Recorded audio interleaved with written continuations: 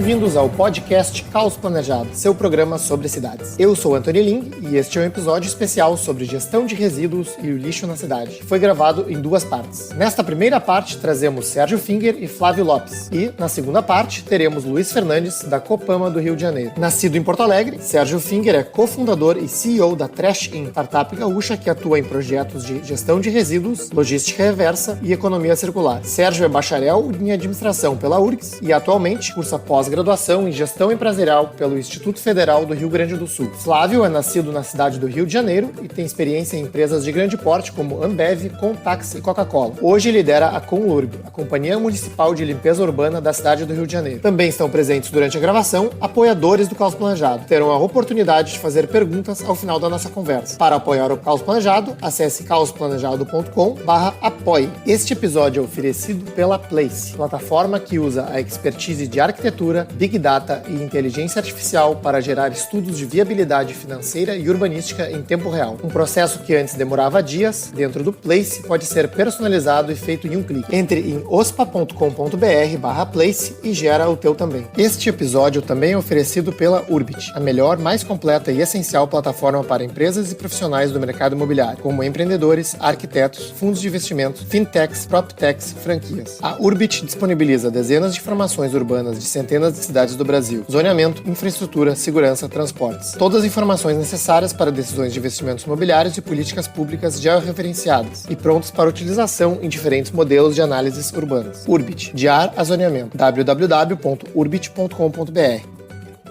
Flávio, Sérgio, sejam muito bem-vindos.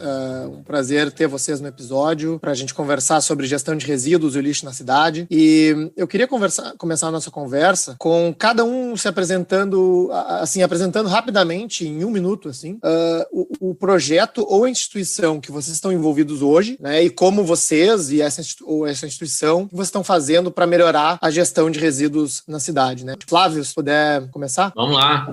Olá, Antônio. Olá, Serginho. Olá, Gabriel. Olá a todos os ouvintes. Meu nome é Flávio Lopes. Eu sou atualmente presidente da Conlurb, que é a maior empresa de limpeza urbana da América Latina. Hoje a gente atua na cidade do Rio de Janeiro, fazendo desde coleta domiciliar, toda a parte de varrição, poda, roçada.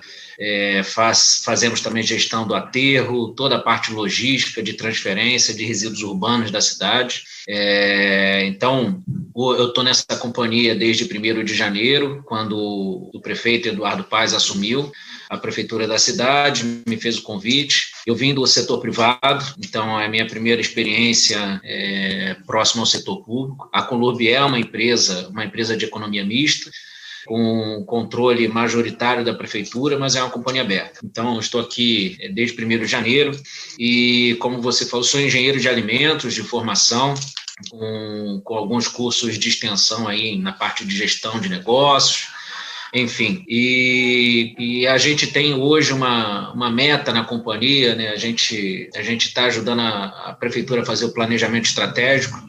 E uma das metas do planejamento estratégico é a gente fazer a redução de envio do resíduo para o aterro sanitário. Hoje nós já somos uma das capitais mais bem posicionadas no ISLU, no Índice de Limpeza Urbana. Se não me engano, somos a 4ª capital no ranking. Somos a primeira cidade a encerrar o aterro com a catação, com a participação de catadores no aterro. Isso aconteceu em 2012.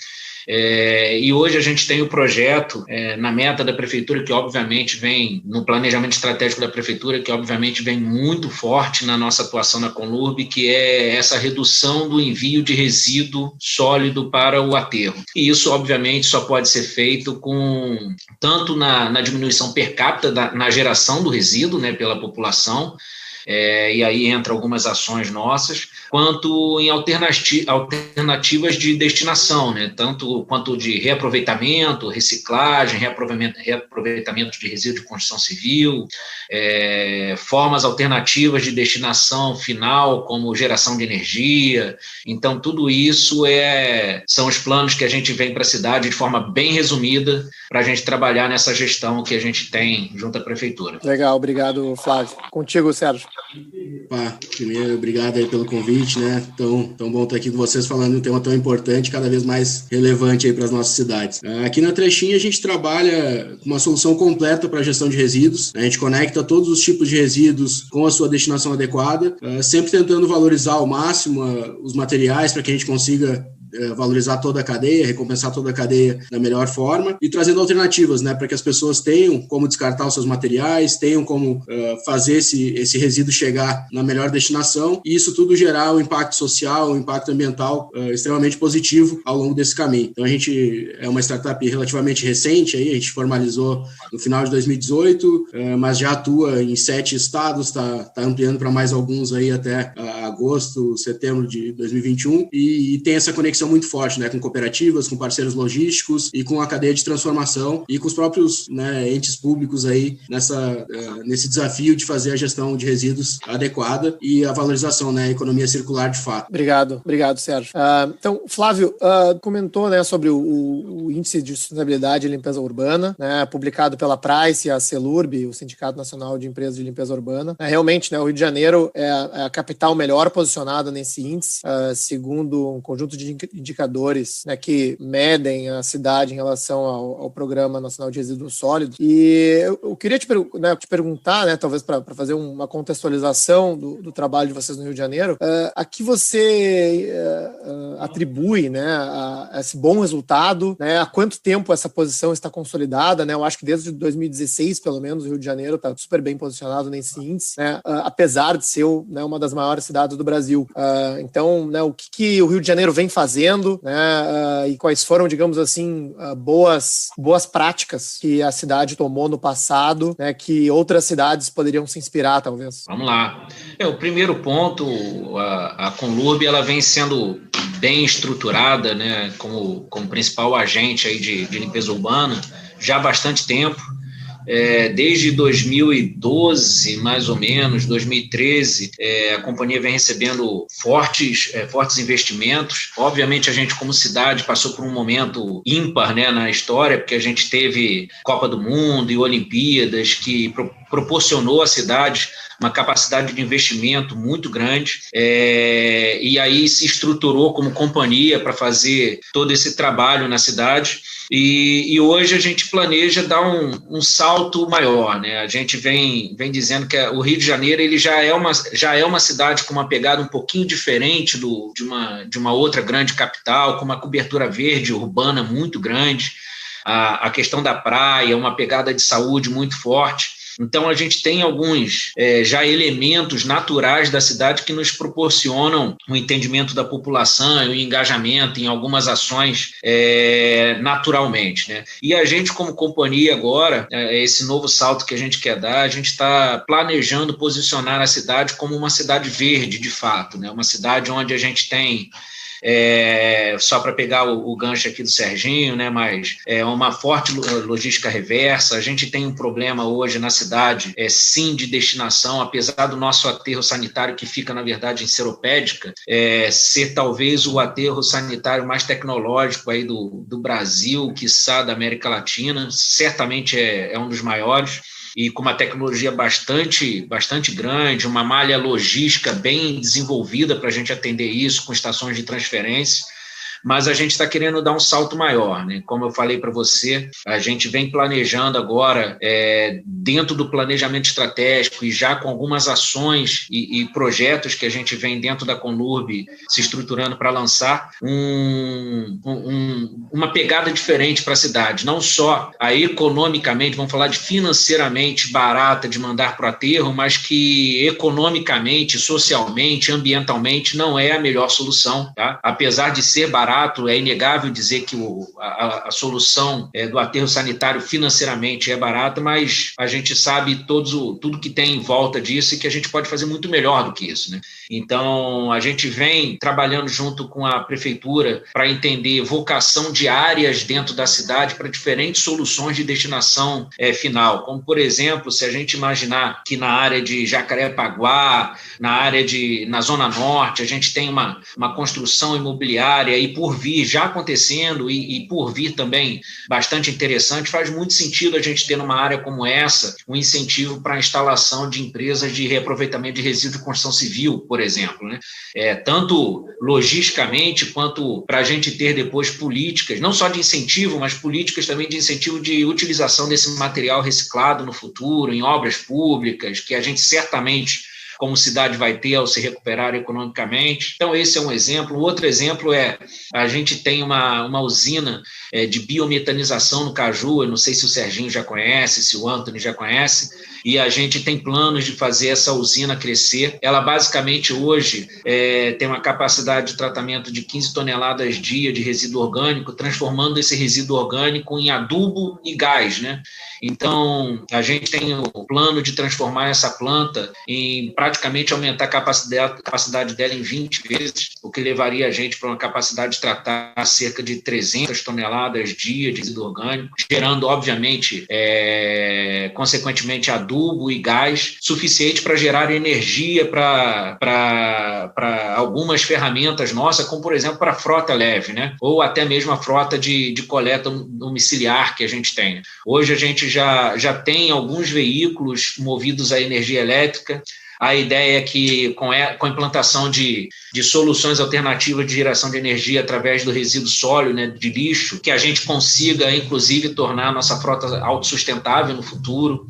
Então, uma outra pegada também é uma transformação. Eu estou vendo aí o Serginho balançando a cabeça, né, mas a gente tem também planos de trazer soluções de unidade de tratamento mecanizado para fazer a separação do resíduo e a gente conseguir aumentar o nível de reciclagem que a gente tem na cidade. Obviamente, você simplesmente separar o material não é o suficiente, né? A gente tem que dar a destinação dele, e aí entra talvez a startup do Serginho falando de como a gente fazer essa logística reversa chegar no finalmente, né, vamos dizer assim, na indústria que de fato vai usar esse material, reciclar e transformar em produto para ser utilizado novamente na cidade.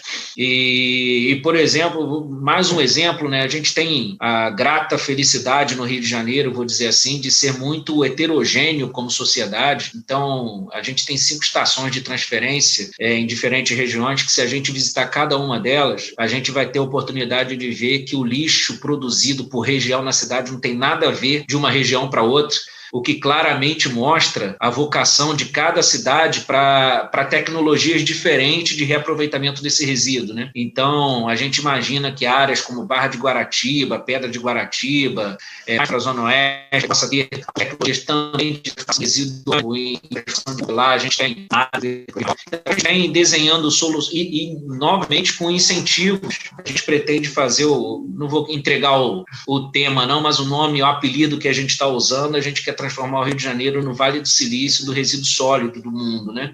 Então, para a gente chamar empresas instituições de pesquisa e desenvolvimento para o tema, trazer startups como a do Serginho para que se instalem no Rio de Janeiro e olhem para o que a gente tem aqui de potencial instalado, porque poucas cidades têm uma empresa que faz a gestão de todo o seu resíduo sólido, como o Rio de Janeiro tem a Conlurb, né? Então, a Conlurb, ela é mais do que a empresa, ela passa a ser uma ferramenta muito importante para a gente organizar dados, informações e de fato, incentivar tecnologias diferentes para a cidade, né? A nossa ideia é essa, transformar o Rio de Janeiro numa espécie de Vale do Silício do resíduo sólido no mundo, trazendo pesquisa e desenvolvimento, trazendo tecnologia diferente por regiões da cidade. Então, eu não posso falar muito mais, senão também entrego tudo que a gente está fazendo, né? Mas é por onde a gente pretende passear nos próximos 4 anos, pelo menos, que é a gestão do Eduardo. Né? Obrigado, Flávio.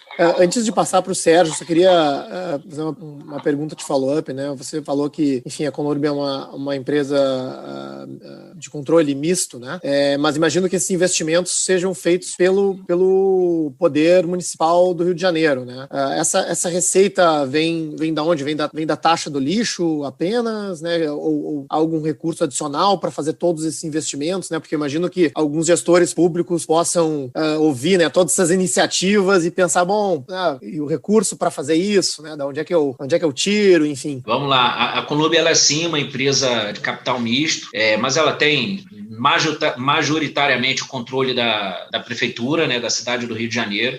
Mas a gente tem algumas fontes de receita própria, tá? Então a gente é uma empresa prestadora de serviço também. Por exemplo, a gente faz o Rock in Rio e cobra por serviços como esse. A gente faz limpeza de prédios, de algumas escolas, hospitais, e a gente cobra por esse serviço. Então a gente tem fontes próprias de receita, mas grande parte do nosso financiamento, obviamente, vem da fazenda, né? E parte dele vem através da taxa de limpeza urbana, da TCLU, né? E da TCLP, desculpa, e alguma parte também de repasse da fazenda. Então, o financiamento vem daí, mas a ideia, Anthony, não é que a gente faça esses investimentos, e sim que a gente crie condições para que esses investidores se coloquem no Rio de Janeiro. Vou te dar um exemplo. Quando a gente fala de aumentar de ter uma unidade de biometanização capaz de tratar 300 toneladas, ou ter 2 unidades dessa capazes de tratar 600 toneladas dia, só para você ter uma noção do nosso número, a gente recolhe cerca de 9.500 toneladas de resíduo na cidade por dia, tá?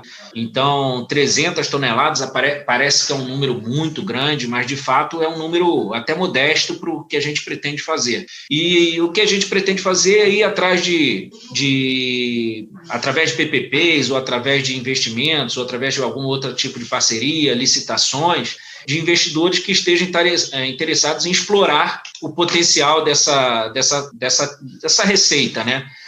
Ou através de pessoas que queiram fazer investimento em troca de gás, por exemplo, durante X anos, aí teria um subsídio qualquer no gás, ou então através de receita mesmo de venda desse gás no futuro. Então, que teria que ser, obviamente, PPPs ou licitações. Então, a ideia não é que a gente faça os investimentos, e sim que a gente traga investidores interessados em trabalhar em parceria com a gente. Entendi. Não, obrigado pelo esclarecimento.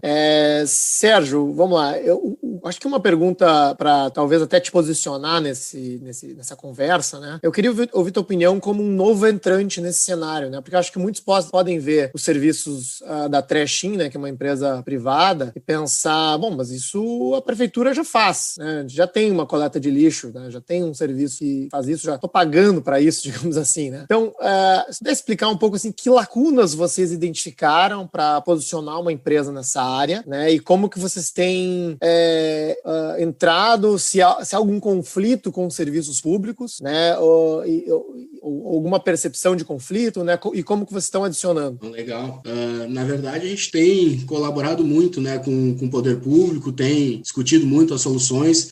A gente não se enxerga como concorrente do serviço público, muito mais como uma forma complementar, né? O problema de gestão de resíduos no Brasil, especificamente, acho que a América Latina, de forma geral, ele é muito complexo para a gente tentar resolver sozinho, né? Um setor específico resolver tudo por conta própria. A gente ouve aí o Flávio comentando, né, as soluções que o poder público tem pensado, né? E a gente vê a inovação, a questão de geolocalização, são problemas diversos, né? E a Trashin, a gente atua na cadeia, a gente fala que faz gestão de resíduos 360 graus, porque a gente vai desde a educação ambiental, a gente passa pela parte de coleta, né, para os geradores de resíduo, passa pela parte de segregação do material para ter esse aproveitamento, para que realmente seja reaproveitado na indústria transformadora, e faz essa conexão com a indústria de transformação, né? Os materiais, o resíduo, a gente fala de resíduo reciclável, parece que é muito simples, né? Pegar e transformar ele em algo no final da ponta lá. Mas não, né? São a diversidade de materiais, tem toda a complexidade desde do descarte, né, do gerador. Então, o que a gente traz são alternativas melhores de educação ambiental, para que o pessoal realmente entenda, né, todo esse caminho que o resíduo percorre e o porquê de se fazer isso, né? Quais são os impactos sociais envolvidos, quais são os impactos ambientais se eu não fizer isso. A gente está falando aqui, né, de cidades, e tem uma série de problemas correlacionados que muitas vezes a gente não coloca na ponta do lápis, né? A gente vê, é a poluição, é o desperdício do dinheiro público, é a saúde, esses são os mais diretos. Mas a gente está falando aí de desvalorização de imóveis, né? Tem estudos que chegam a 30% de desvalorização de imóveis próximos a regiões de foco de lixo,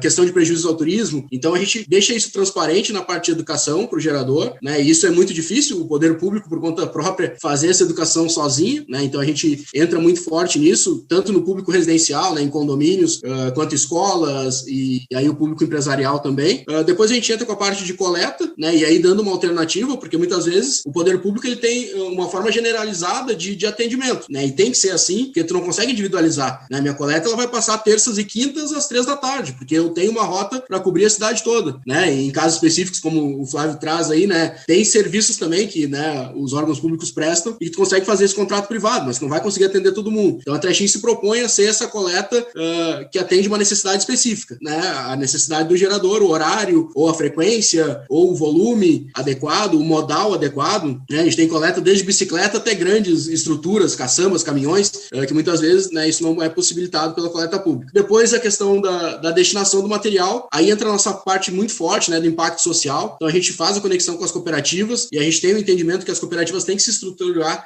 e se profissionalizar para atender essa demanda que vem vindo, né? A gente tem um gap, eu acho, porque se construiu assim historicamente, né, de ser muito focado no social, e a gente tem visto cooperativas se estruturando já de forma profissional, como negócios, como empreendedorismo realmente, e soluções profissionais. Então a gente ajuda nessa capacitação e conecta, né, isso com a indústria transformadora. E aí o nosso trabalho com os brand owners, né, com a indústria lá que coloca as embalagens no mercado, de fazer essa conexão e a comercialização e buscar aí alternativas para valorizar os materiais, como eu comentei. Então essa é a nossa linha, são os diferenciais, né? A gente supre alguns gaps logísticos, outros de informação, e a gente dá transparência para toda essa cadeia, né? O nosso sistema lá, a nossa tecnologia, a gente vai pontuando, esse é o volume que foi coletado, isso é por região, né? Como o Flávio traz muito bem, entender. Hoje a gente consegue identificar um condomínio, se ele é classe A, B, C ou D, pelo tipo de resíduo que ele produz lá dentro. A nossa triagem individualizada, eu consigo estabelecer isso. E aí também ajuda o mercado de reciclagem a entender onde está esse volume de material, né? Onde eu consigo instalar uma fábrica de recuperação de resíduo de construção civil, ou de resíduo plástico, ou de resíduo de papel, né? O que faz mais sentido logisticamente, porque o Brasil é um país continental e a gente, né, a logística é um dos maiores gargalos que a gente tem. Não, muito legal, Sérgio.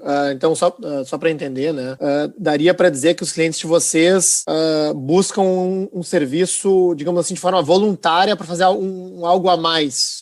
É isso? Bom, né, a gente já tem a coleta pública de uma forma generalizada, mas acho que daria para fazer melhor, daria para dar um destino melhor, né?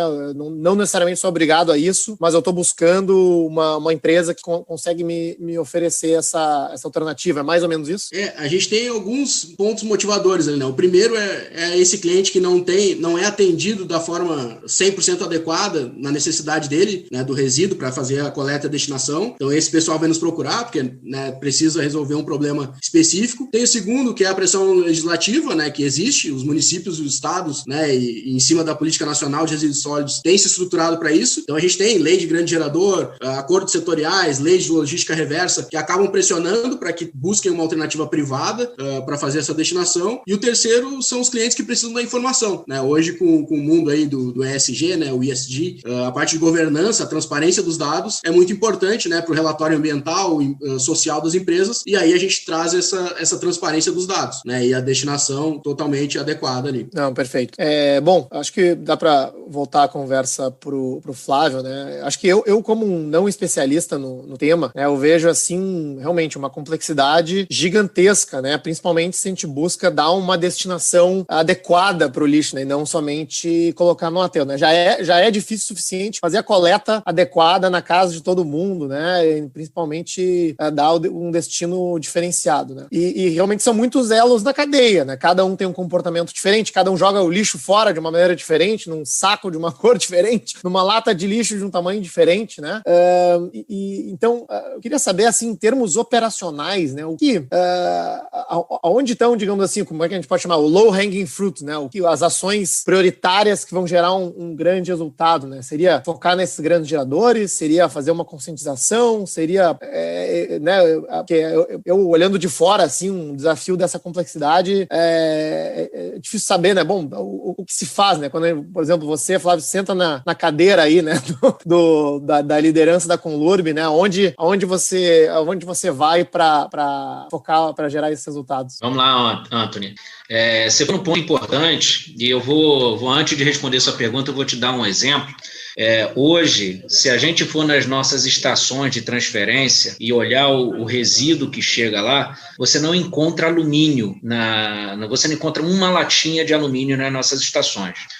Mas você vai encontrar muito PET, você vai encontrar sacola plástica, isso você ainda encontra de forma bastante importante, né, com muita frequência. E isso acontece por uma razão muito simples. O alumínio ele é economicamente viável para esta operação como ela existe hoje. Por que eu te falei isso? Porque hoje, na minha cabeça e a forma como a gente vem olhando para o assunto dentro da cidade, o nosso grande desafio é tornar essas cadeias de reaproveitamento economicamente viáveis. Hoje, se a gente for tentar trabalhar, se alguém, por exemplo, o Serginho inventar de construir uma empresa de reaproveitamento de resíduo de construção civil, criar produtos com esse material e tentar vender, provavelmente ele vai ter uma dificuldade muito grande, porque a tecnologia ainda é cara, o produto gerado é caro e, infelizmente, ainda é muito mais barato, por exemplo, você pegar argila na natureza, fazer um tijolo, do que você fazer esse material fazer um tijolo com material reciclado. Então, só para dar um dos exemplos, né? Hoje ainda é muito caro gerar energia através de incineração de lixo, que a gente chama de WTM. Então, o grande desafio que a gente tem, que a gente vem enfrentando, é como tornar essas cadeias vou chamar de cadeia logística, mas uma cadeia produtiva, economicamente viável para que a gente tenha a sociedade engajada nela. Então, o grande desafio que a gente vem enfrentando agora é, de fato, encontrar essa vocação por região na cidade e tentar fazer políticas de incentivo para cada uma dessas regiões, tentar criar leis que facilitem o ingresso desse subproduto depois dentro do mercado formal e que consiga fazer, só para continuar no exemplo que eu dei, um tijolo reciclado competir em preço ou em condições, que nem sempre vai ser preço, mas com um tijolo que vem da argila, da natureza, enfim. Então, esse é um desafio que a gente vem enfrentando hoje, porque a hora que a gente conseguir fazer essa conta fechar, a cidade vai deslanchar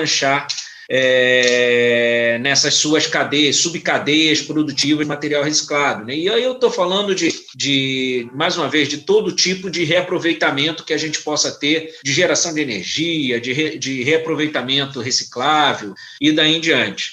Quando a gente vai para dentro dos condomínios, hoje a gente tem alguns grandes condomínios na cidade do Rio de Janeiro que têm políticas de reciclagem bastante instaladas. Isso existe por um motivo, porque eles já entenderam que conseguem fazer dinheiro com essa atividade. Então, o Serginho está rindo aqui, mas é o que move hoje essa nossa sociedade. Então, se a gente conseguir fazer essas contas fecharem de cada subprocesso, eu acredito que a gente vai ter alumínio desaparecendo das estações de transferência, plásticos desaparecendo da estação de transferência, material de construção, resíduo de construção civil desaparecendo aí dos rios, canteiros e das estações de transferência, porque isso vai virar material importante, né, recurso para a indústria de transformação desse material. Hoje, mais um exemplo, infelizmente, a conta que fecha por razões falar assim, é o do cobre. Então você tem aí tampa de bueiro que some, é fio que some, é tampa de ralo que some, as nossas papeleiras da Conlurb desaparecem. Então, hoje o economicamente viável, ele está no informal. Só pegando aqui mais uma vez o seu ponto, Anthony, se eu tiver que dar o tiro certeiro hoje, e é o que a gente está trabalhando, em como tornar essas cadeias produtivas economicamente viáveis para que elas se instalem no Rio de Janeiro, tá? Para que eu consiga trazer empresas, instituições de pesquisa e desenvolvimento para trabalhar no Rio de Janeiro, como que eu consiga trazer empresas de reciclagem, de logística reversa, de transformação de resíduo em seja lá o que for, para o Rio de Janeiro. Então, esse é o grande tiro que a gente quer dar no momento. Obviamente, organizando essa cadeia, trazendo atores formais, e aí a gente acabar não acabar, né, mas tentar diminuir ao máximo a cadeia informal que a gente tem hoje, infelizmente, na reciclagem no Rio de Janeiro. Então, quanto mais a gente conseguir tornar o formal viável, mais a gente vai ter sucesso nessa política de reaproveitamento dentro da cidade. Excelente, né? Excelente ponto de vista.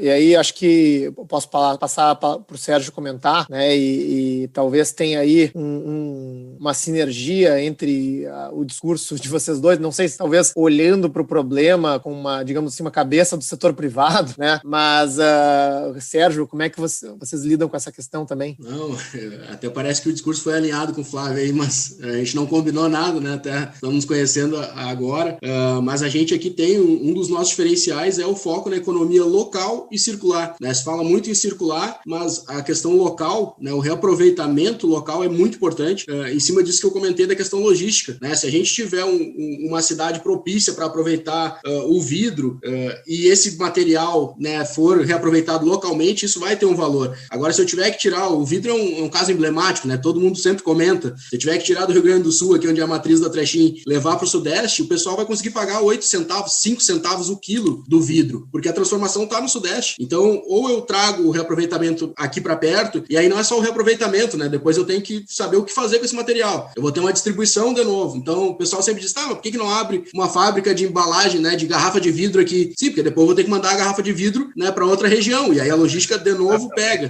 né? E aí tem essa questão, o pessoal gosta de simplificar, né, e dizer, não, o problema é educação ambiental, vamos focar só em educação ambiental. Não é, né? Tem lugar que é super educado ambientalmente e não tem cadeia de transformação do lado. E aí tu não consegue reaproveitar o resíduo e tu tem focos de lixo, porque o pessoal não consegue reaproveitar, não consegue comercializar. A gente tem cases práticos, né, que a gente faz educação dentro de condomínios, e aí a gente chega lá, a gente analisa o material e vai ver 100% reciclável, né, com potencial de reciclabilidade. Mas aí tu leva para a cooperativa, ela não consegue comercializar 100% daquilo. Tem embalagens que não tem comprador na região. E aí a gente cai lá o aproveitamento para 70%, 75% do material. Então esses 10%, 15% são materiais que eu preciso desenvolver o quê? A cadeia de transformação, como o Flávio colocou. Eu preciso ter incentivos para que isso, né, valha a pena. Seja o consumidor entendendo e pagando mais caro no produto final, seja o poder público dando algum incentivo ou até ajudando a estruturar, né, como o Flávio comentou, do resíduo da construção civil, utilizar nas próprias obras públicas do entorno. A gente tem feito isso, né, reaproveitar o material para mobiliário urbano, enfim, soluções de energia, desburocratizar um pouco o setor, né, de reaproveitamento energético. Passa por uma série, né, uma cadeia bem complexa aí, mas a gente tem esse foco, né? Eu acho que o reaproveitamento local dos materiais é o grande gargalo hoje que a gente tem que superar. A gente passando dessa fase, a gente consegue, né, valorizar muito o resíduo e aumentar. Aí o valor do material é a lei da oferta e demanda, como o Flávio trouxe aí a questão do alumínio, dos metais, é isso, né? Se a gente pagar R$3 no quilo da sacolinha plástica, não vai mais ter sacolinha plástica na rua, eu tenho certeza, né? O pessoal vai juntar. Se eu pagar R$15, R$20, né, no material, no canudinho, certamente a gente tira muito canudinho do oceano, porque o pessoal vai coletar, vai dar um jeito disso chegar antes de cair num bueiro, antes de cair no oceano. Então, acho que essa parte econômica aí realmente faz diferença, né? O financeiro. Então, é impressionante, né? Como incentivos importam nesse caso e eu gostei de ver esse foco na viabilidade econômica dos processos, né? Agora, considerando que a gente é uma plataforma que fala sobre cidades, o ambiente urbano, eu queria fazer uma pergunta um pouco mais aberta para vocês dois em relação, assim, a como que a forma da cidade ou o desenho da cidade acaba interferindo na logística do lixo, né? Porque eu vou citar o caso aqui de Porto Alegre, né? Aqui a gente tem um sistema de containers que foi instalado alguns anos atrás para lixo compostável, se não me engano, que é coletado com caminhões, né, de forma automatizada. Mas esses containers, às vezes, as pessoas jogam lixo dentro, né? Às vezes eles são revirados por catadores informalmente, eles conflitam com a via ou com a calçada, né? Acho que tem assim, várias questões ao redor dos containers que talvez não tenham tido muito sucesso, mas, né, foi só para ilustrar um caso que imagino tenham inúmeros, né, em relação a ruas estreitas, né, acessos a condomínios de diferentes formatos e tamanhos, né, como que se retira lixo de uma área de favela, por exemplo, né? Eu não faço ideia, né?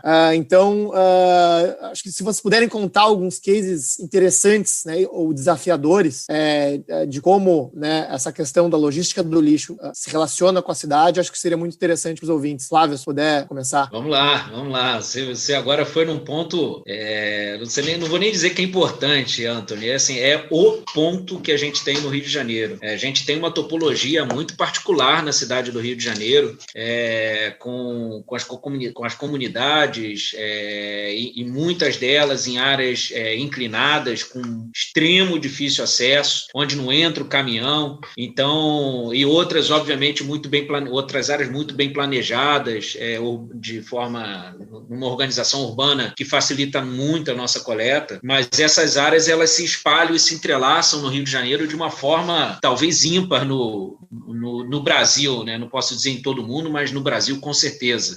E a gente tem enfrentado desafios muito grandes para poder levar essa prestação de serviço a toda a sociedade, né? Eu vou lhe dar um exemplo. A gente acabou de fazer, tem um mês mais ou menos, uma mudança na forma de coleta do lixo urbano, né? Do bairro do Vidigal. Então, é uma comunidade bastante importante aqui no Rio de Janeiro, mas com muita dificuldade logística para o caminhão subir. É uma rua, para você ter noção, só sobe e desce um carro de cada vez, e é só uma rua para acesso a todo o morro, né? Porque literalmente é um morro. Então, a gente teve que separar 9 pontos em toda essa comunidade. Fizemos a instalação de containers metálicos, caixa de 1.200 litros. Tivemos que fazer a adaptação de um caminhão, de um compactador, que ele consiga fazer o rebatimento da caixa metálica, porque a sociedade, simplesmente, a comunidade largava o lixo em pontos específicos, né? Jogava lá, e o que acontecia? O caminhão tinha que subir e o gari tinha que botar aquele lixo todo na mão para dentro do caminhão, com uma perda de eficiência logística e operacional absurda, né? E a gente conseguiu instalar, nesse caso, no Vidigal, foram 27 caixas metálicas em alguns pontos espalhados, estratégicos, o que melhorou demais a nossa coleta. A gente está fazendo a mesma coisa agora na Rocinha. Na Rocinha vão ser instaladas, eu vou falar um número aqui de cabeça, eu posso estar errando, mas cerca de 120 caixas metálicas dentro da Rocinha. A Rocinha, de fato, é um mundo, né, dentro de uma cidade. É um microcosmos, né, muito interessante para quem, não sei se vocês já tiveram a oportunidade de conhecer comunidades como essas, é muito interessante, e a gente está fazendo a mesma coisa lá. Então, assim, essa logística, essa dificuldade logística que a gente enfrenta no Rio de Janeiro nos dificulta muito, até mesmo em soluções como coleta seletiva, toda essa parte de segregação do lixo, realmente é muito complicado. Mas, por outro lado, a gente tem áreas em franco crescimento e, como, por exemplo, com um planejamento urbano muito bem feito. Se você pega a região da Barra da Tijuca, é uma área que cresceu de forma muito ordenada, com condomínios bem estruturados, que facilita demais a coleta domiciliar. Então, esse seu ponto, Antônio, a logística, né, e a topologia da cidade mexe muito com a nossa eficiência de coleta, né? Eu costumo dizer que nós provavelmente somos a cidade com a maior cobertura verde urbana do Rio de Janeiro. Eu não estou falando de florestas, tá? Eu estou falando de ruas com árvores entrelaçadas com fios da Light, de energia. Então, a gente tem uma área aqui de poda dentro da Conlub, que sempre que chove ou tem vento na cidade, a gente faz a remoção de árvores que caem dentro da cidade, a gente precisa ir lá retirar, porque ela literalmente fecha ruas, derruba postes e acaba com a energia de um bairro inteiro. E a gente, obviamente, isso gera um resíduo especial dentro da cidade, né? Um resíduo de árvore. Então, também é um material que a gente tem áreas dentro da Conlub para reaproveitar essa madeira. A gente faz móveis, mobiliário, a gente, mesmo dentro da Conlub, a gente produz grande parte do mobiliário que a gente utiliza dentro da companhia e para praças dentro da cidade. Se você vier ao Rio de Janeiro, você vai ver que muitas praças têm material reciclado, como pneu, né, e principalmente árvores também, que caem e a gente acaba reaproveitando. Então, essa dinâmica do Rio de Janeiro transforma o Rio de Janeiro numa cidade com potencial incrível para soluções diferentes, para diferentes micro-regiões dentro da cidade. Se você vai na coleta da Zona Oeste, lá para o bairro de Guaratiba, Santa Cruz, Campo Grande, Bangu, a dinâmica é completamente diferente de se você vai para a Zona Norte ou se você vai para a Zona Sul, para a Barra.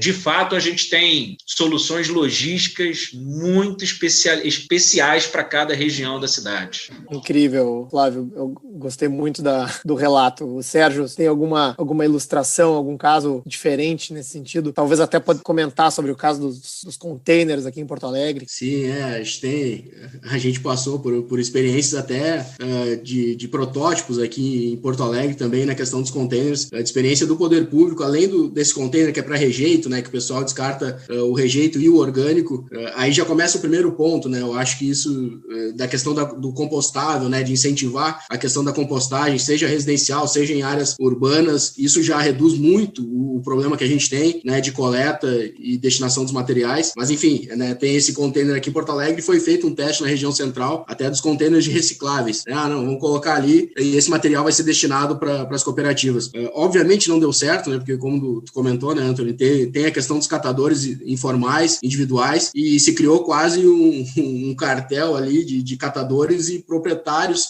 dos containers, e o que chegava nas cooperativas era basicamente o rejeito que o pessoal descartava errado nesses containers, né? 20% do material que chegava ainda era rejeito. Então foi uma experiência muito ruim, e a questão da mobilidade, né? Os containers acabam impactando a mobilidade, dependendo da forma como tu estrutura isso dentro da cidade, é terrível visualmente, e o impacto que causa na mobilidade urbana. Mas tem o problema do desenvolvimento, né? E a gente está falando aqui das grandes cidades e regiões metropolitanas. Então a gente tem hoje no país, os últimos dados é que 4/5 das cidades brasileiras não tem nem coleta seletiva, nenhuma ação de coleta seletiva, né? E esses 20% que tem nem sempre cobrem 100% do município. Então a gente tem um potencial aí de municípios para serem desenvolvidos, e que dá para pensar no planejamento, né, no início de tudo, nas melhores formas de estruturar. Porque depois que a gente cria, né, regiões muito diferentes, né, as favelas, as comunidades, a gente participou também em São Paulo de um desafio para levar a coleta seletiva para o Jardim Ibirapuera, e é exatamente essa dificuldade, né, das regiões onde tu não chega com caminhão, mesmo que tu queira fazer a coleta, tu não vai chegar. As ruas são muito estreitas, vielas, então já tem a primeira questão, tu tem que ter uma coleta multimodal. O segundo ponto, a comunidade vai ter que se estruturar para auxiliar, né, nesse armazenamento, porque tu pode colocar um container e se criar um lixão ao redor do container, né? Se o pessoal não entender que aquilo ali foi feito para ter um armazenamento adequado, para não ter, né, pragas, não ter uma série de doenças relacionadas, não vai funcionar. Então a gente precisa realmente da participação ativa da sociedade, seja a questão dos pontos de entrega voluntária, né, como o Flávio comentou, eu tenho poda, eu tenho resíduo de construção, eu tenho resíduo de móveis, eu posso levar até os pontos de entrega voluntária. Por que eu não faço isso? Se tem, não, tem que ter mais pontos, ok, então vamos estruturar mais pontos, mas isso tem que ser bem estabelecido. Eu acho que, né, das experiências que a gente teve, a questão dos pontos de entrega voluntária bem estruturados, em locais estratégicos, funciona muito bem, mas dentro das próprias estruturas, às vezes das casas ou dos condomínios, a gente já passou por case aqui, né, de condomínio, que a sala do lixo ficava no terceiro andar da garagem do prédio. Então já era um caos tu conseguir tirar o lixo de dentro do condomínio. A gente levava 2h30 no início, até que a gente foi lá, reestruturou e conseguiu fazer a coleta em 30 minutos. Agora tu imagina a prefeitura, né, a coleta pública passando e ter que esperar 2 horas o pessoal descer o resíduo, não tem como, né? Então a gente tem que repensar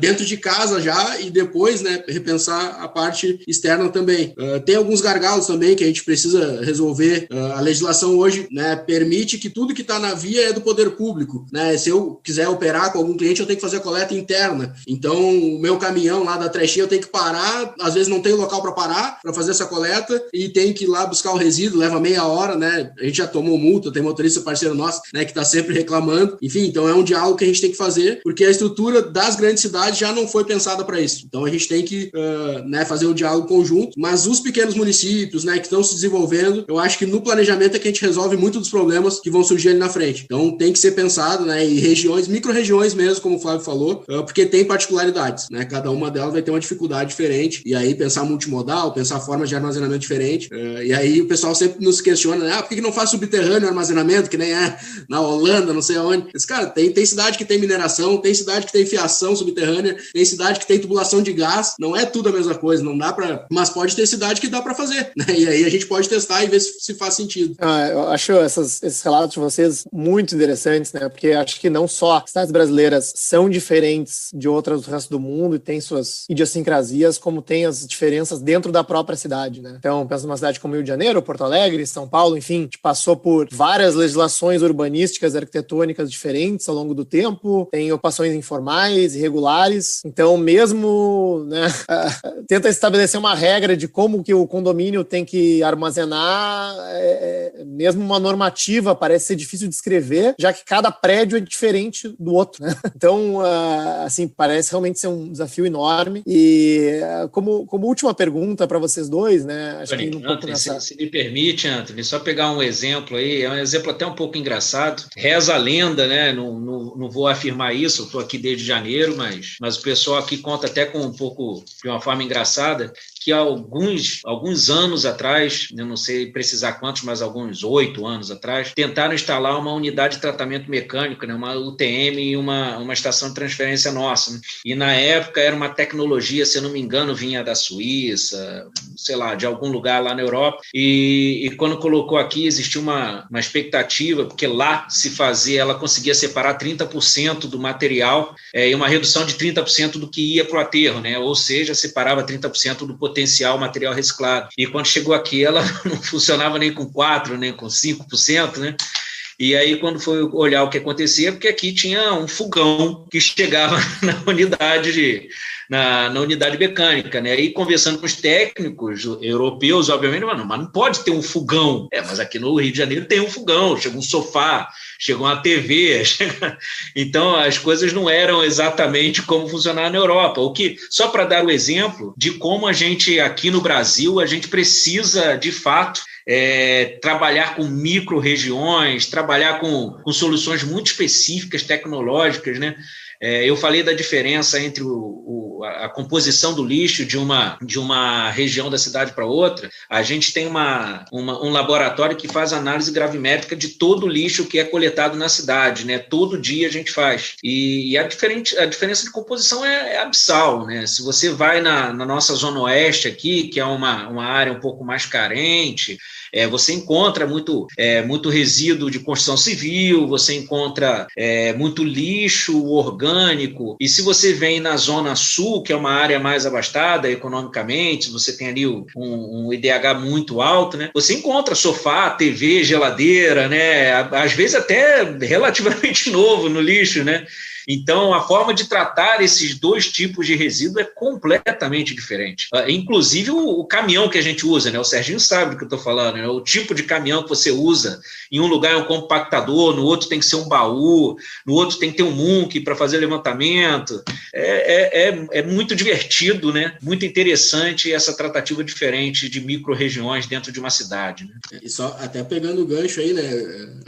Nessas visitas que a gente faz em centrais mecanizadas, a gente viu exatamente essa dificuldade dos materiais, né? E essa questão do desenvolvimento de tecnologia nacional é muito importante também, né? A gente tem investimento e incentivos para a tecnologia nacional, porque eu já vi esses separadores, essas centrais mecanizadas, que a gente foi ver lá no final, mas por que esse material não é separado? Não, porque na Alemanha não faz sentido separar esse material, porque lá a cadeia aproveita dessa forma. Então tem isso, né? A tecnologia impacta também no aproveitamento e ela tem a particularidade, né, da região. E aí, falando também dos problemas que a gente já tem construído e como solucionar nesse desafio lá do Jardim Ibirapuera, eram várias startups ali focadas em saneamento, em vários problemas da região, e um dos problemas era a água e o esgoto que passava em via pública, né, no meio das casas, e não tinha como fazer a tubulação, né, subterrânea. E aí, lá na época, a gente, né, as startups lá se uniram e tinha o saneamento aéreo, né, era uma tubulação aérea. Aí tu imagina o caos, mas era a solução, né, proposta para aquela região, não tinha outra solução para se fazer ali, né, porque já tinha sido tomada uma proporção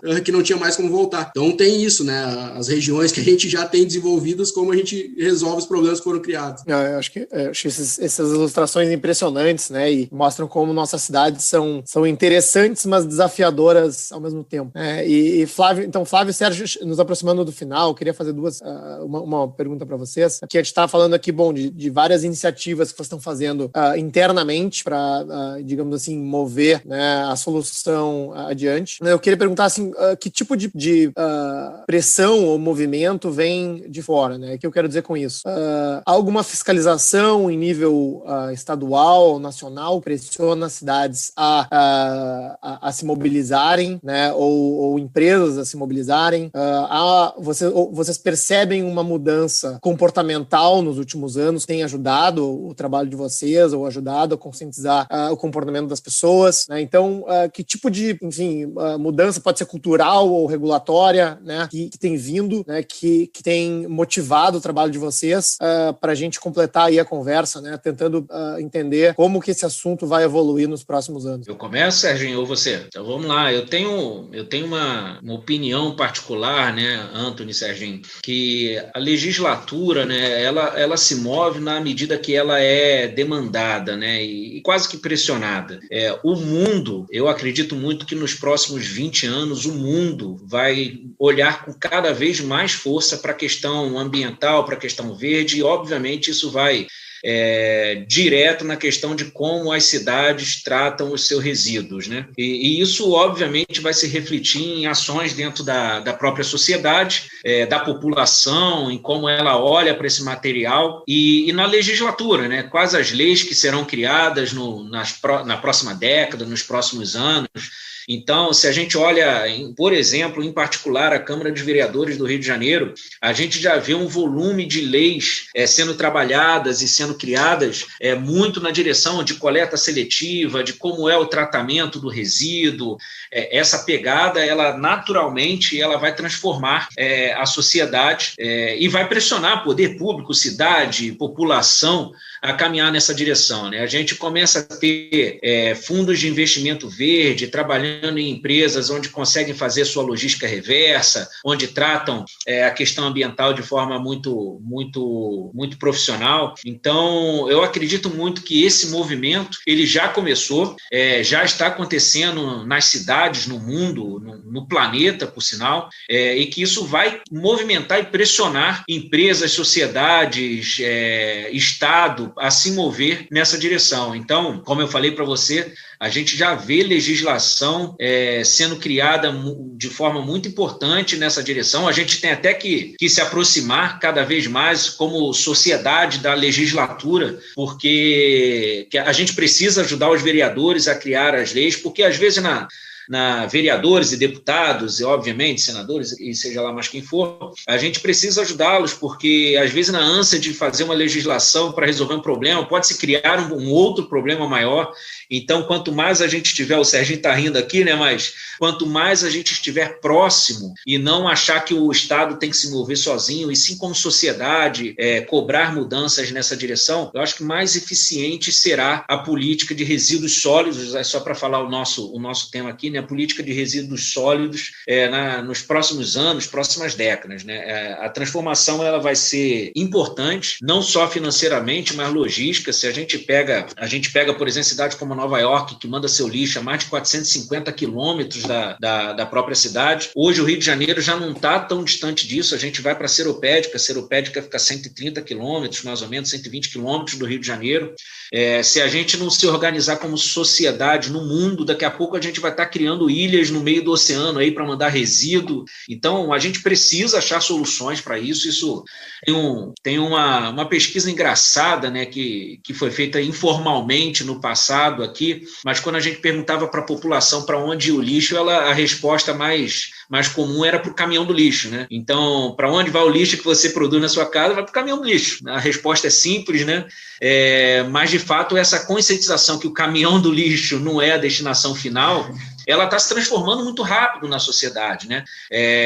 Eu, quando sentei nessa cadeira, de várias demandas da sociedade que vem atrás de mim me pressionar, a que mais acontece, a que mais frequente é para falar sobre transformação de resíduos, sobre destinação, o que a gente faz, sobre apoio e fomento de empresa de reciclagem, de política de reciclagem, ajudar condomínios e pequenos bairros a trabalhar dessa forma, às vezes de forma desordenada, mas, mais uma vez, eu acho que conforme a sociedade for migrando nessa direção com que o mundo está precisando disso, a legislatura vai começar a migrar para aí também. A gente já tem fiscalização, é muito importante, por exemplo, a Conlurb, ela tem, desde o programa Lixo Zero, que multa quem joga lixo no chão, a pessoa que fuma um cigarro e joga o cigarro no chão, a gente já passa por aí, e também vai até multas onde grandes geradores que não destinam seu resíduo de forma correta.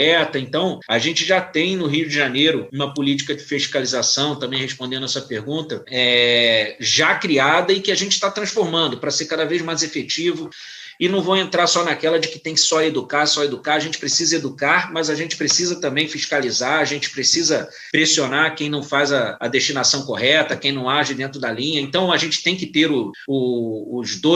as duas vertentes, né, os dois caminhos, né, o two-way aqui, me fugiu a expressão, mas os dois caminhos que a gente precisa caminhar, que a gente precisa trilhar na cidade, tanto da educação, conscientização, quanto da fiscalização e da punição quem não faz certo, porque a destinação incorreta, ela é muito prejudicial para uma cidade. Hoje, a gente falou bastante de resíduos de construção civil, eu tenho conversado muito com o secretário municipal de meio ambiente, que é o Eduardo Cavalieri, e talvez esse seja hoje o nosso maior problema ambiental, porque na ânsia de descartar o resíduo e tirar da sua porta, as pessoas estão jogando em rios, em lagos, em riachos, e isso está transformando a malha dos rios da cidade, e a gente começa a ter problemas como enchente, quando chove o rio não dá mais vazão. Então, essa pegada vai ser obrigatória para as cidades no curto prazo, eu diria no curto prazo, tanto por conscientização, quanto por necessidade ambiental de transformação das cidades, o crescimento que a gente precisa ordenar para a gente não se afogar no próprio lixo e na consequência disso, né? Perfeito, Sérgio. Eu sigo essa linha também, né, da questão da pressão legal, né, tá? Isso é uma tendência legislativa, né? Isso globalmente no Brasil se intensificou, né? Se a gente pegar os últimos 2 anos, a quantidade de legislação estadual e municipal, muito na linha dos grandes geradores e da logística reversa, né? E aí focada nas grandes empresas, fabricantes e distribuidores, isso tem se intensificado e tem forçado, né, a busca de soluções por parte das empresas, mas a maioria das empresas nos seus resíduos, né, dentro de casa já tinha essa preocupação, sabe, né, da questão ambiental.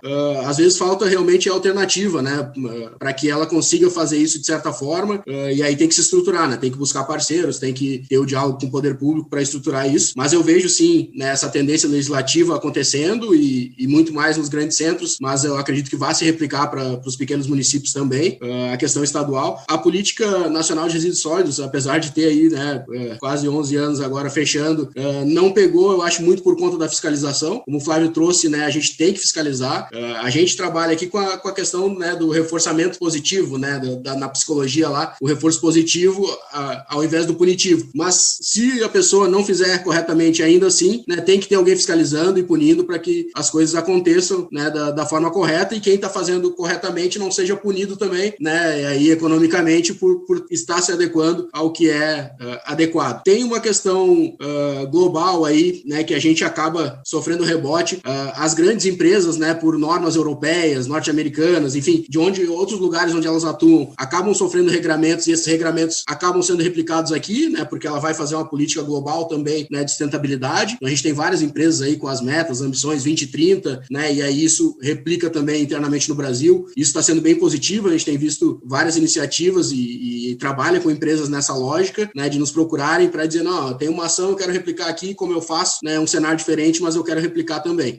E a parte financeira, né, a gente tem visto valorização de imóveis, valorização de regiões, né, que tem esse impacto mais positivo ambiental e social, e isso acaba engajando, né, o pessoal vai vendo esses cases positivos, e aí de redução de custos, quando a gente fala em inovação, né, tem que ter o valor também atrelado, né, esse é o conceito de inovação, não é só fazer algo diferente, mas que traga um resultado. E aí as inovações que realmente são produtivas, né, de cases de redução de custo para o poder público, de atração de investimentos, né, novos entrantes ali na indústria, enfim, isso tudo acaba sendo positivo e replicando. Então a gente tem alguns casos nesse sentido, e o orçamento de gestão de resíduos, ele está ali entre o segundo, terceiro, quarto maior gasto dos municípios. Então isso também tem forçado os municípios a buscar, né, estruturas legislativas ou parcerias público-privadas, né, ou um engajamento com as indústrias, porque isso tem onerado, e esse recurso ele tem que ser aplicado em outras áreas, né, não colocado no lixo, né, propriamente dito realmente, né? Então acabar com aterro, ter alternativas de aproveitamento local, redução de custo para enviar, né, de um lado para o outro aí, custos logísticos. Então isso tudo tem forçado a ter uma estruturação melhor de gestão de resíduos. É isso que a gente tem visto, tem sido os maiores motivadores aí da gestão adequada, logística reversa no país. Hein? Não, excelente. Obrigado, Flávio e Sérgio. Acho que já esgotamos o tempo que a gente tinha para hoje, mas adorei ouvir vocês, né? Acho que é uma... eu diria assim, talvez eu tenha ficado um pouco menos preocupado com acho que a visão positiva e otimista que vocês têm bem aí com o futuro da gestão de resíduos nas cidades. E, enfim, queria deixar a palavra para vocês fazerem as considerações finais, se quiserem. E obrigado mais uma vez. Obrigado, Anthony. Obrigado, Serginho. Obrigado a todos os que estão ouvindo o podcast. Fico muito feliz da gente ter iniciativas como essa. Em particular, aqui no Rio de Janeiro, eu desde janeiro, junto da gestão do Eduardo, a gente está bastante preocupado com a questão de resíduo, e mais do que preocupado, a preocupação em si, ela não resolve se ela não for combustível para mudança, né? Então, a gente está colocando metas bastante arrojadas no nosso planejamento estratégico para 50 anos da cidade, nessa questão do tratamento da gestão de resíduos da cidade. A gente vem de forma, obviamente a gente fala de 50 anos, mas a gente tem os 4 anos de gestão para a gente cumprir, e a gente vem olhando para esse assunto com bastante mobilização de outras secretarias, da Secretaria de Urbanismo, Secretaria de Meio Ambiente, Secretaria de Desenvolvimento Econômico, e a gente vem trabalhando de forma bastante contundente para não só transformar, por exemplo, a Conlub numa empresa de limpeza, e sim numa empresa transformadora, né? E assim como a gestão da cidade através do município, né, da prefeitura. Então, a nossa intenção é disruptiva, é trazer tecnologia, é trazer parcerias público-privada para a cidade, para a gente, de fato, ser um exemplo para o país de uma cidade que não só é alegre como é o Rio de Janeiro, né, uma cidade naturalmente feliz, e vem andando triste aí porque a gente está esperando muito o nosso carnaval, nosso Réveillon, mas a gente quer usar essa nossa alegria para a questão da pegada de sustentabilidade, transformar de fato a cidade num exemplo, não só em ficar em primeiro, segundo e terceiro no indicador, mas sim ser exemplo de transformação da sociedade através da gestão do seu resíduo e do posicionamento ambiental, né? Então, podcasts como esse, iniciativas como essa, da gente trazer agentes privados, agentes públicos, para a gente conversar e colocar ponto de vista e mostrar para a sociedade que aí, né, Serginho, depois você fala, mas que em vários momentos a gente estava junto aqui no pensamento, né, sem a gente se conhecer antes, mas pensando exatamente a mesma coisa, para você ver, para a gente entender o quanto a sociedade está engajada e alinhada nos seus agentes que trabalham sobre o tema, né, em quais são as soluções que a gente precisa como cidade, né? Então, parabéns, Anthony, pela iniciativa, parabéns, Serginho, e obrigado pelo espaço para a gente falar. Bom, também queria agradecer aí o convite, né? Acho que é muito legal a gente ter esses espaços aí abertos, né? E sempre trazendo discussões, acho que propositivas. E esse é o motivo, né? Por a gente ser tão otimista, porque a gente tem cruzado com pessoas, né, que são propositivas e que têm pensado soluções conjuntas, complementares e somado esforços, né? Então, a gente também, quando entrou no mercado de resíduos, a gente também se assustou, né? E a gente entrou até pelo propósito de modificar uma situação que nos incomodava bastante e tem encontrado, né, bastante gente aí disposta a pensar junto e trazer soluções realmente inovadoras e que vão transformar o setor, eu não tenho dúvida, né? É difícil, é desafiador, mas a gente aqui, a gente sempre fala, né? A gente encara o que muitos acham que é um problema, pra gente é oportunidade. Quando a gente está falando aí que 3, 4% do resíduo é recuperado, a gente tem 97, 96% para trabalhar em cima e transformar em recurso, né? E a gente encara o resíduo exatamente como recurso financeiro, recurso produtivo e recurso de transformação. Então, né, agradeço aí de novo o espaço, valeu pela conversa, é muito bom conhecer gente nova e que pensa, né, tão para frente aí e que está somando esforço. A gente vai vendo iniciativas surgindo, a gente já está no Rio de Janeiro atuando, né, com alguns clientes nossos e a gente espera fazer boas parcerias aí, né, na região sudeste também, saindo aqui do sul, do frio um pouco, né, e se aquecendo aí com o pessoal do sudeste aí nessas iniciativas. Então, agradeço muito e podem contar conosco aí para o que for preciso para a gente mudar esse cenário. Excelente. É isso aí, gente. Esta foi a primeira parte de um episódio especial sobre gestão de resíduos e o lixo na cidade, que foi gravado em 2 partes. Na primeira parte, falamos com Sérgio Finger, da startup Trash In, e com Flávio Lopes, da Conlurb do Rio de Janeiro. E na próxima parte, traremos Luiz Fernandes, da Copama do Rio de Janeiro. Na descrição desse episódio, você encontra o link para as referências citadas ao longo da conversa. E se você gostou desse conteúdo e é um amante de cidades, seja apoiador do Caos Planejado. Visite caosplanejado.com para conferir centenas de artigos e todo o conteúdo que produzimos, e faça uma doação para apoiar apoiar o nosso trabalho, para nos ajudar a levar essa conversa a um número cada vez maior de pessoas. Com doações a partir de R$ 25 por mês, você participa ao vivo das gravações do podcast, tem acesso ao nosso grupo exclusivo no WhatsApp, a nossa biblioteca virtual com centenas de artigos e muitas outras vantagens. A nossa edição de som é feita pelo Cristiano Botafogo. Obrigado por ouvir o podcast Caos Planejado e espero vocês no próximo episódio. Este episódio é oferecido pela Place, plataforma que usa a expertise de arquitetura, Big Data e inteligência artificial para gerar estudos de viabilidade financeira e urbanística em tempo real. Um processo que antes demorava dias, dentro do Place, pode ser personalizado e feito em um clique. Entre em ospa.com.br/place e gera o teu também. Este episódio também é oferecido pela Urbit, a melhor, mais completa e essencial plataforma para empresas e profissionais do mercado imobiliário, como empreendedores, arquitetos, fundos de investimentos, fintechs, proptechs e franquias. A Urbit disponibiliza dezenas de informações urbanas de centenas de cidades do Brasil, zoneamento, infraestrutura, segurança, transportes. Todas as informações necessárias para decisões de investimentos imobiliários e políticas públicas georreferenciadas e prontos para utilização em diferentes modelos de análises urbanas. Urbit, de ar a zoneamento. www.urbit.com.br